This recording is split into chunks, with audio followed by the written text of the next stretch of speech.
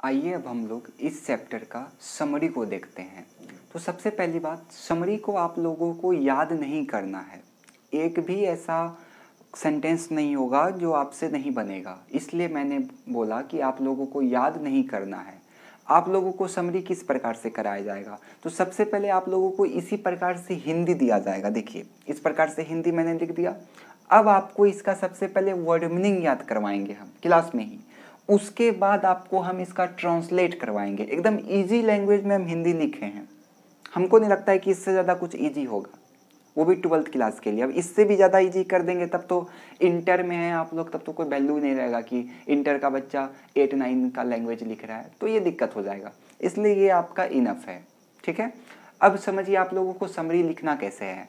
आपको समझने के लिए अपने फेयर कॉपी में हिंदी लिखना है और उसके नीचे आपको इंग्लिश लिखना है, और ये सबको लाइन बाय लाइन आपको लिखना है। लेकिन एग्जाम में आपको लाइन बाय लाइन नहीं लिखना है और ना ही आपको हिंदी लिखना है। एग्जाम में हिंदी में केवल और केवल आपको इंग्लिश लिखना होगा, ठीक है। यहाँ पे तो हम आपको इंग्लिश और हिंदी दोनों करवाएंगे। फिर भी यदि आप चाहते हैं कि आपको केवल इंग्लिश का समरी मिले तो आप इस नंबर पे व्हाट्सएप कर सकते हैं। आप इस नंबर पे व्हाट्सएप कर दीजिए, हेलो इजी वे। आप इस नंबर पे व्हाट्सएप कर दीजिए, हेलो इजी वे। आपको इस चैप्टर का समरी शेयर कर दिया जाएगा, ठीक है। तो यहाँ तक में कोई दिक्कत है आप लोगों को? मैंने क्या बताया अभी आप लोगों को? आप लोगों को समरी हिंदी का ट्रांसलेट करके याद करना है, ठीक है। याद तो करना नहीं है, याद खुद ब खुद हो जाएगा। केवल आपको हिंदी का ट्रांसलेट करने के लिए सीखना है यहाँ पे, ठीक है। और हिंदी को 3-4 बार अगर आप पढ़िएगा तो आपको ऑटोमेटिक हिंदी याद हो जाएगा, क्योंकि इंग्लिश तो याद होने से रहा, हिंदी तो 4 बार पढ़िएगा आपको याद हो जाएगा, मन में बैठ जाएगा। सिंपल लैंग्वेज में हमने हिंदी लिखा है। और यदि फिर भी चाहते हैं आप कि नहीं आपको एक जगह इंग्लिश लिखा हुआ मिल जाए, तो आप इस नंबर पे व्हाट्सएप कर दीजिएगा, हेलो इजी वे। आपको इस चैप्टर का समरी शेयर कर दिया जाएगा, केवल इंग्लिश का। तो अब ध्यान से समझिए क्या है आपका समरी। तो पहला लाइन में क्या बोला जा रहा है, यह कविता sweetest love I do not go John Donne के द्वारा लिखा गया है। वे आध्यात्मिक कविता के लिए जाने जाते हैं। उनका जन्म 1572 तथा मृत्यु 1631 में हुआ था। वे धर्म से रोमन कैथोलिक ईसाई थे। उन्होंने गाने, सोनेट्स और उपदेशों पर भी काम किया। उनका कविता sweetest love I do not go अलगाव की कविता है, जो जॉन डॉन अपने पत्नी के लिए लिखा था। यह 5 पदों से मिलकर बना है। बस हिंदी आप 4 बार पढ़िएगा, आपको याद हो जाएगा। अब समझिए इसका ट्रांसलेट कैसे करना है, ध्यान से आप देखते चलिएगा। यह कविता यानी कि दिस पोयम, क्या नाम है पोयम का, तो sweetest love I do not गो, ये आपका हेडिंग है, इसलिए इसका पर लेटर कैपिटल है। This poem sweetest love I do not go John Donne के द्वारा लिखा गया है। अब आपको पीछे से चलना है, लिखा गया है तो this poem sweetest love I do not go is written by, द्वारा का बाय जॉन डॉन। बस क्लियर हो गया आपका। क्या हुआ पहला लाइन, तो this poem sweetest love I do not go is written by John don. अगला देखिए क्या बोला जा रहा है, वे आध्यात्मिक कविता के लिए जाने जाते हैं, यानी कि ही। अब यहाँ पे वे है तो आप ये नहीं बोल जाएगा कि सर दे होगा, दे कैसे होगा, दे प्लूरल के लिए यूज होता है और सिंगुलर के लिए ही यूज होता है, इसलिए यहाँ पे क्या लग जाएगा, ही।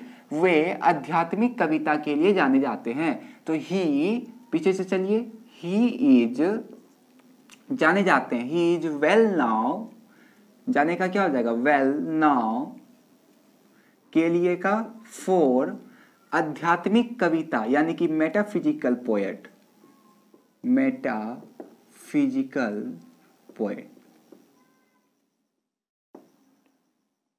अगला देखिए, उनका जन्म 1572 में तथा मृत्यु 1631 में हुआ था, यानी कि ही, था का क्या होता है, वाज, तो ही वाज, पहले जन्मेगा कि पहले मरेगा, तो पहले जन्मेगा, तो he was born in 1572 and मृत्यु यानी कि डाइड in 1631।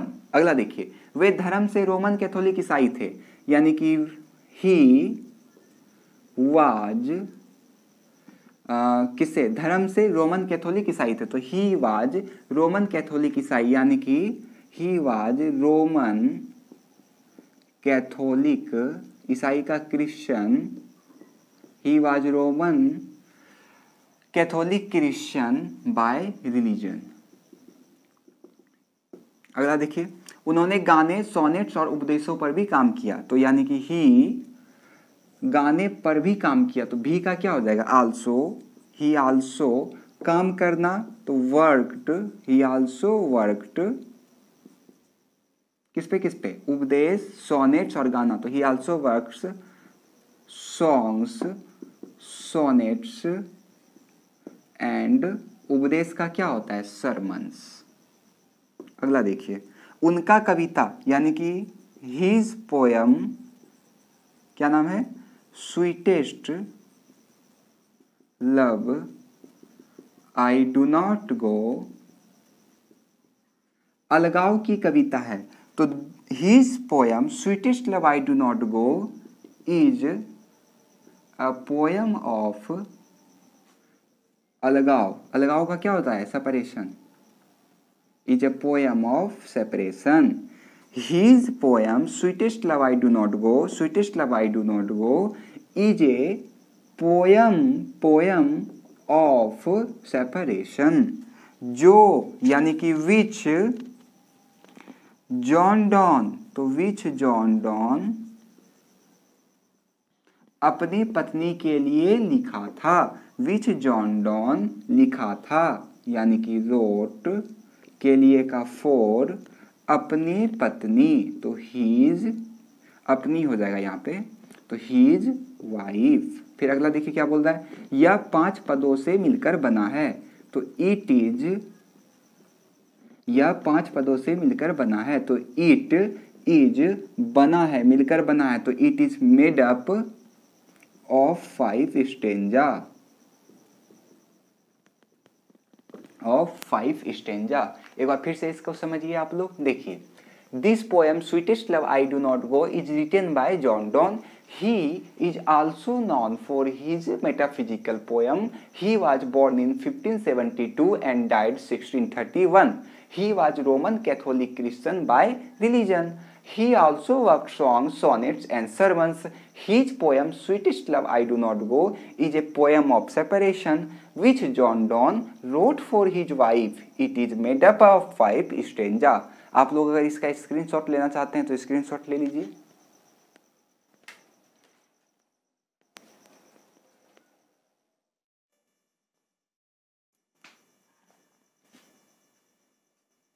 एक बार आप लोग हिंदी पढ़िए इसका, देखिए क्या बोला जा रहा है। कविता के प्रथम पद में कवि अपनी प्रेमिका से कहते हैं कि वो उसे छोड़कर नहीं जा रहा है क्योंकि वह संबंध से परेशान या थक गया है, यह दुनिया उसकी तुलना यानी कि एनी मोरी की तुलना में ज़्यादा प्यार देगी। आखिरकार सूर्य हर रात प्रस्थान करता है लेकिन हर सुबह लौट आता है। कविता के चौथे पद में कवि अपनी प्रेमिका को सलाह देते हैं कि मनुष्य को दुर्भाग्य से डरना नहीं चाहिए, यदि बुरा समय आता है तो आदमी को साहस और ताकत से लड़ना चाहिए, साहस और ताकत के साथ लड़ना चाहिए, साहस और ताकत के साथ लड़ना चाहिए। कविता के अंतिम पद में कवि अपनी प्रेमिका से कहते हैं कि वो जो एक दूसरे को दिलों में रखते हैं कभी भी अलग नहीं हो सकते हैं। आपको इसी तरह हिंदी पढ़ना है, आपको समरी पूरा याद हो जाएगा, इस बात का गारंटी हम देते हैं आपको। चलिए इसका इंग्लिश हम लोग करते हैं। देखिए क्या बोला जा रहा है, कविता के प्रथम पद में, तो इन में का क्या हो जाता है, इन द फर्स्ट, प्रथम का इन द फर्स्ट, पद का stanza, in the first stanza, के का क्या होता है, ऑफ, कविता का poem, in the first stanza of poem, comma, कवि अपनी प्रेमिका से कहते हैं, कवि अपनी प्रेमिका से कहते हैं, तो दी पोएट कहते हैं, दी पोएट से हीज बिलव्ड, प्रेमिका का क्या बताए थे, बिलव्ड, तो हीज बिलव्ड, की का क्या होता है, डैट, वह उसे छोड़कर नहीं जा रहा है, तो वह का ही इज नॉट छोड़कर जाना, तो ही इज नॉट लिविंग उसे, तो ही इज नॉट लिविंग हर, क्योंकि बिकॉज वह संबंध से परेशान हो गया है, तो वह का क्या हो जाएगा, ही इज परेशान या फिर थक गया है का क्या हो जाएगा, tired, he is tired from relationship, he is tired from relationship, he is tired from relationship. या दुनिया उसकी तुलना ज्यादा प्यार देगी, दुनिया का क्या हो जाएगा, या वर्ल्ड देगी, तो वर्ल्ड विल गिव ज्यादा प्यार यानी कि मोर लव उसकी तुलना, तो देन उसकी हर, देन हर। फिर देखिए आगे क्या बोलता है, आखिरकार यानी कि आफ्टर ऑल सूर्य हर रात प्रस्थान करता है, यानी कि दी सन प्रस्थान करना का डिपार्ट, दी सन डिपार्ट्स हर रात यानी कि इच रात का night, after all the sun depart each night, लेकिन बट हर सुबह लौट आता है, तो लौट आता का क्या हो जाएगा, रिटर्न, हर सुबह यानी कि एवरी सुबह का मॉर्निंग। फिर अगला लाइन देखिए क्या बोल रहा है, कविता के चौथे पद में यानी कि इन द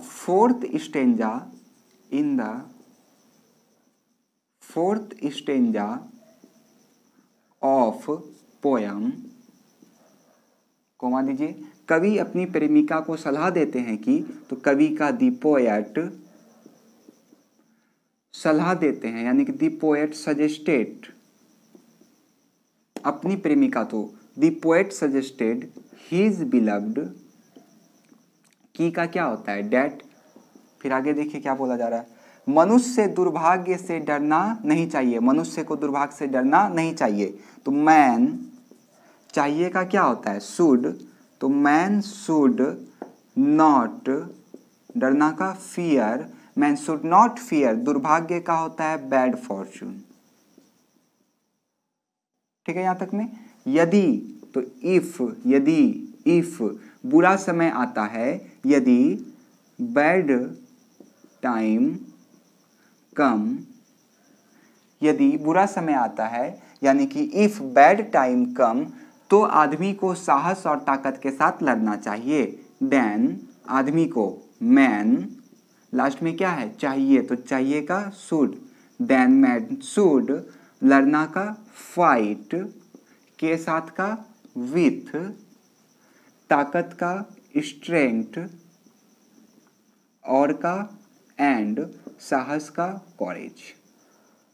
बस कितना आसान है, केवल आपको सब्जेक्ट लिखना है, उसका सेंटेंस के पीछे से चलना है, इतना आसान तो समरी हो ही नहीं सकता है। फिर अगला देखिए, कविता के अंतिम पद में, तो मैं का क्या बताए थे, इन अंतिम पद में, तो इन दी लास्ट स्टेंजा के का ऑफ, कविता का स्टेंजा, सॉरी पोयम, कविता का पोयम, कवि अपनी प्रेमिका से कहते हैं यानी कि दी पोएट से अपनी प्रेमिका, तो हीज बिलव्ड, कोई दिक्कत, की का क्या बताएं, डैट, वे यानी कि दोज, जो का होता है हु, दोज हु, फिर देखिए रखते हैं एक दूसरे को दिलों में, तो दोज हु कीप, एक दूसरे को, कीप ईच अदर, दिलों में, तो इन हार्ट, कभी अलग नहीं हो सकते, can never be parted, can never be parted. ये आपका समरी खत्म हो गया। एक बार फिर से समझिए आप लोग, देखिए, in the first stanza of poem the poet says his beloved that he is not leaving her because he is tired from relationship, या world will give more love than her, आखिरकार आफ्टर ऑल सूर्य हर रात प्रस्थान करता है। The sun depart each night, but हर सुबह लौट आता है, बट हर सुबह लौट आता है, बट रिटर्न एवरी मॉर्निंग। कविता के चौथे पद में तो in the fourth stanza of poem कवि अपने प्रेमिका को सलाह देते हैं कि, तो the poet suggested his beloved की का डैट मनुष्य को दुर्भाग्य से नहीं डरना चाहिए। तो man should not fear bad Fortune, यदि बुरा समय आता है, इफ बैड टाइम कम तो देन आदमी को साहस और ताकत के साथ लड़ना चाहिए। मैन चाहिएगा man should fight with strength and courage. कविता के अंतिम पद में तो in the last stanza of poem कवि अपनी प्रेमिका से कहते हैं, यानी कि the poet says his beloved की डैट वे दोज जो का हु एक दूसरे को दिलों में रखते हैं, तो those who keep each other in their heart कभी अलग नहीं हो सकते, कैन नेवर बी पार्टेड। आप लोग इसको लिख लीजिएगा 2 से 3 बार, आप लोगों को ये याद हो जाएगा।